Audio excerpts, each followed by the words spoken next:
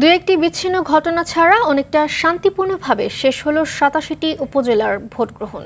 ষষ্ঠ উপজেলা পরিষদ নির্বাচনের তৃতীয় ধাপে দেশের ১৬ উপজেলায় ইভিএমে এবং বাকিগুলোতে ব্যালট পেপারে ভোট নেওয়া হয়।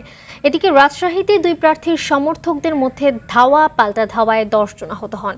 কেন্দ্রে অস্ত্র নিয়ে প্রবেশ করায় এক এজেন্টকে ৬ মাসের কারাদণ্ড দেওয়া হয়েছে সুনামগঞ্জে। জেলা প্রতিনিধিদের তথ্যচিত্রে আরও জানাচ্ছেন নাদিরা সুলতানা। তৃতীয় ধাপে ৮৭টি উপজেলায় শান্তিপূর্ণভাবে ভোট হয়েছে। বুধবার সকাল ৮টা থেকে শুরু হয়ে ভোট চলে বিকেল ৪টা পর্যন্ত। ১৬টি উপজেলায় ইভিএম এবং বাকিগুলোতে ব্যালটে প্রার্থী বাছাই করেন ভোটাররা।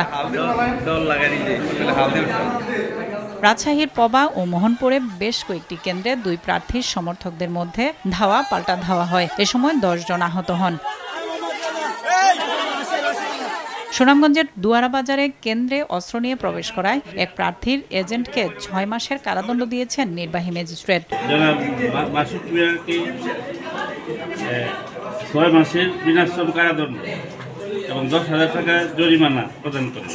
ভোট হয় কুড়িগ্রামের নাগেশ্বরী, ভুরুঙ্গামারী ও ফুলবাড়িতে। দিনাজপুরের ৩টি উপজেলার ২৯৯টি কেন্দ্রে ভোট নেওয়া হয়েছে। উৎসবমুখর পরিবেশে ভোট হয় ময়মনসিংহ এবং ঠাকুরগাঁয়ের পীরগঞ্জে। লোকে তো না এলা পরিবেশটা কি হবে? ভোট দিয়ে ভালো লাগলো, ভোটের পরিবেশ ভালো।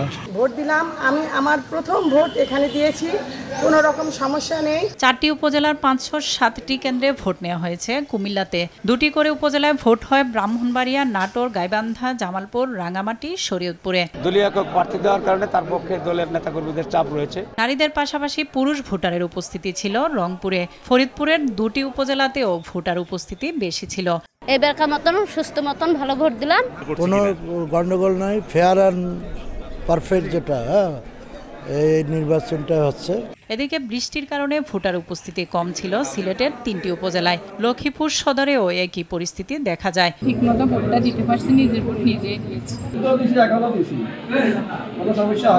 সুষ্ঠুভাবে ভোট গ্রহণে নির্বাহী ম্যাজিস্ট্রেট, র্যাব, পুলিশ, বিজিবি ও আনসার সদস্যরা তৎপর ছিলেন।